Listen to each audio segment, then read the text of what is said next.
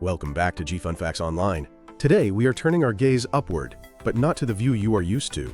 For the entirety of human history, from the moment our ancestors first shielded their eyes against the glare, to the modern era of advanced space telescopes, we have only ever seen one version of our star. We have studied its face, we have measured its waistline, and we have watched the violent storms that erupt across its equator. But the sun has always kept a secret. Like a dancer who refuses to turn her head, the sun has kept its poles hidden from our view, locked away behind the insurmountable geometry of our solar system. Until now. In a watershed moment for astrophysics, the European Space Agency and NASA have released the first ever high-definition images of the sun's south pole. This breakthrough is dubbed Polar Sol. Enthusiasts are calling it a revelation, while scientists are calling it the holy grail of solar physics. These are not just pretty pictures. They are the missing puzzle pieces to understanding how our star functions, how it generates the magnetic field that protects us, and how it occasionally lashes out with storms that threaten our modern technology. This is the story of the mission that climbed out of the planetary plane to look down upon the crown of the sun, and the chaotic, beautiful, and terrifying magnetic mess it found there.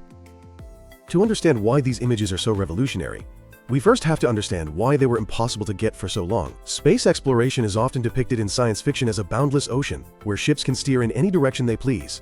In reality, our solar system is a flat disk. When the solar system formed 4.6 billion years ago, it spun into a pancake-like structure called the ecliptic plane. Earth, Mars, Jupiter, and all the other planets orbit within this thin slice of space. Even our satellites and space telescopes naturally drift within this plane, because it is energetically expensive to break out of it.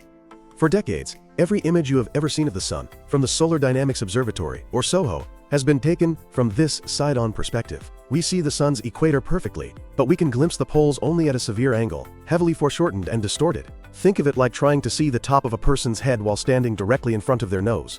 The poles were essentially terra incognita.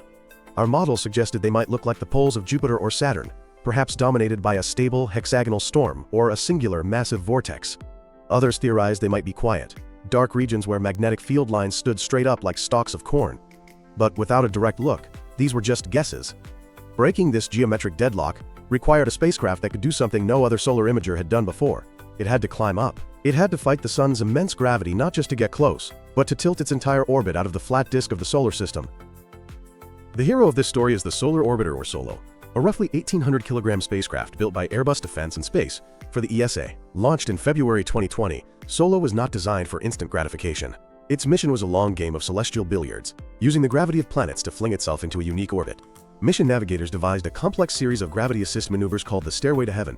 By flying past Venus repeatedly, the spacecraft stole a tiny bit of the planet's orbital energy to crank up its own orbital inclination. It was a slow, methodical climb. From its launch in 2020 through 2024, it performed multiple flybys to tighten the orbit and begin the tilt. By February 2025, a critical Venus flyby pushed the inclination to roughly 17 degrees. It was at this 17-degree angle, high enough to peer over the curvature of the sun's horizon, that the spacecraft opened its eyes for the Polar Sol campaign. While 17 degrees might sound small, on a star that is 1.4 million kilometers wide, it was enough to open a window into the unknown. Getting this view meant flying perilously close to the sun, inside the orbit of Mercury. At its closest approach, known as perihelion, the front of the spacecraft faces temperatures exceeding 500 degrees Celsius, or 932 degrees Fahrenheit. Meanwhile, the instruments nestled behind the heat shield remain at a cool -20 degrees Celsius. This heat shield is a marvel of engineering in itself. It is coated in solar black, a calcium phosphate layer derived from burnt bone charcoal. It is somewhat poetic that a prehistoric material is used to protect cutting-edge technology from the sun's fury. Peeking through this shield are the eyes of the mission, a suite of 10 instruments. 3 of them were crucial for this polar reveal. First, the PHI, or polarimetric and helioseismic imager, which acts as the camera that maps the magnetic field and surface movement. Second, the EUI, or extreme ultraviolet imager, which captures the glowing loops of hot plasma in the atmosphere. And third, SPICE, or spectral imaging of the coronal environment, which analyzes the temperature and composition of the solar gas. In March 2025, the commands were uploaded. Solar Orbiter, hanging high above the southern horizon of the sun, pointed its telescopes. The data took time to download, trickling back to Earth across millions of kilometers of void. When the images were finally processed and assembled in June 2025, the scientific community gasped. They did not find a neat, orderly pole. They found chaos. Dr. Sami Solanki, the lead investigator for the PHI instrument, stated that the first thing they noticed was that the South Pole is a complete mess. On Earth, the magnetic pole is a distinct point. Your compass points north, and that is the end of it. On the Sun, during the time these images were taken, the magnetic field was shattered. The PHI instrument revealed a fragmented mosaic. Instead of a single south polarity covering the bottom of the star, the pole was speckled with patches of north and south magnetism, jostling against each other like an overcrowded dance floor. This chaos wasn't a mistake. It was a snapshot of a dying dynasty. The Sun goes through an 11-year activity cycle. At the peak of this cycle, known as solar maximum, the Sun's magnetic field flips. The North Pole becomes south, and south becomes north. Solar Orbiter had arrived exactly at the moment of this transition. The mess it saw was the old magnetic field breaking down, and the new one struggling to be born. Planetary scientists were secretly hoping to see a polar vortex, a giant, swirling hurricane like the hexagonal storm on Saturn. However, the images from the EUI instrument showed something different but equally fascinating. There was no single giant storm. Instead, the pole was dominated by thousands of smaller, transient storms and campfires, which are miniature solar flares that flicker on and off. This confirmed that the Sun operates differently from gas giant planets. It is not a solid body, nor is it merely a gas ball. It is a ball of plasma, or charged gas, governed entirely by magnetism. The lack of a single vortex suggests that magnetic forces on the Sun overpower the atmospheric forces that create storms on planets like Jupiter. While the general public marveled at the beauty of the images, heliophysicists were fixated on a specific detail hidden in the data known as supergranules. The surface of the Sun is like a boiling pot of oatmeal, covered in bubbles called granules. But supergranules are massive convection cells, 20,000 to 40,000 kilometers wide. To put that in perspective, these cells are large enough to swallow the Earth twice over. From the equator, we usually see these cells moving sideways, but from Solar Orbiter's high vantage point, scientists could look down into them. They discovered that these supergranules act as tracers for the Sun's deep circulation. One of the most shocking findings from the March 2025 dataset was the speed of the magnetic drift. The data showed that magnetic fields and plasma were migrating toward the pole at speeds of 10 to 20 meters per second. This might seem slow compared to a race car, but in terms of planetary fluid dynamics, it is a sprint. It was significantly faster than existing models predicted. This rapid conveyor belt of magnetism is crucial, because it is the mechanism that cleans the slate for the next solar cycle. The fact that it is moving so fast suggests the Sun creates and destroys its magnetic field with more violence and efficiency than we realized. Now you might be wondering why this matters to you. It is easy to dismiss solar physics as abstract science, but the polar sol images have direct implications for life on Earth. We live in the atmosphere of the Sun. The solar wind, a stream of charged particles constantly blowing off the Sun, washes over the Earth every second of every day. The poles are the launch pads for the fast solar wind. While the equator shoots out slow, sluggish wind, the poles have open magnetic field lines that act like highways, shooting particles into space at 800 kilometers per second. When these high-speed streams hit Earth, they can trigger geomagnetic storms. These storms create beautiful auroras, but they also induce currents in power lines, which can blow out transformers and cause blackouts. They interfere with GPS signals and can even irradiate astronauts and damage satellites. By seeing the source region of these winds for the first time, Solar Orbiter allows scientists to plug real data into their space weather models. Instead of guessing what the wind speed is at the pole, we now know. This will eventually lead to better forecasts. Imagine being able to predict a blackout-causing solar storm with the accuracy of a hurricane warning. That is the ultimate goal of these images.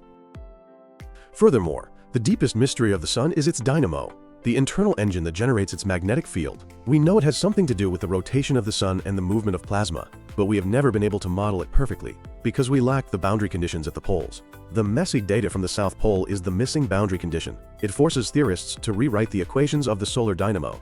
Understanding the dynamo is the only way to predict long-term solar trends, such as the Maunder Minimum, a period in the 1600s when the Sun went quiet and Europe froze in a mini ice age. History buffs will note that Solar Orbiter is not the first spacecraft to fly over the poles. That honor belongs to Ulysses, a joint ESA and NASA mission launched in 1990. Ulysses was a brave pioneer that flew over the Sun's poles twice, in 1994 and 2000. However, Ulysses had a major limitation: it had no cameras. Ulysses was blind.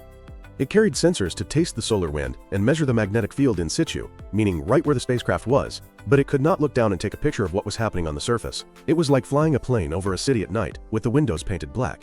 You can measure the turbulence and the air pressure, but you can't see the city lights. Solar Orbiter is the first mission to combine the in-situ sensing of Ulysses with high-resolution remote sensing cameras. It doesn't just feel the solar wind, It sees the hole on the surface where the wind came from. This connection, linking the particle that hits the spacecraft to the specific patch of the sun it originated from, is the Rosetta Stone of solar physics. The release of the South Pole images is just the beginning.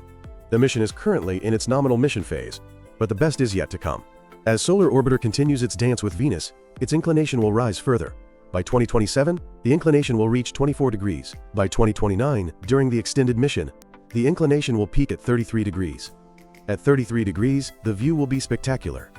The foreshortening that still compresses the view in the current 17-degree images will vanish. We will look deep into the polar cap. And what about the North Pole? Due to the geometry of the orbit, Solar Orbiter visits the poles sequentially. The spacecraft is currently positioned to view the south. As the orbit precesses, it will eventually swing around to give us an equally clear view of the North Pole. Comparing the two will be critical. Are the poles symmetrical? Or is the sun lopsided in its magnetism? Early hints suggest the two poles might not flip at exactly the same time, a phenomenon that could cause strange ripples in the heliosphere. Solar Orbiter is not alone in this endeavor. It is part of a golden age of heliophysics, working in concert with NASA's Parker Solar Probe. While Solar Orbiter climbs high to see the poles, Parker Solar Probe dives low, touching the sun's atmosphere at blistering speeds.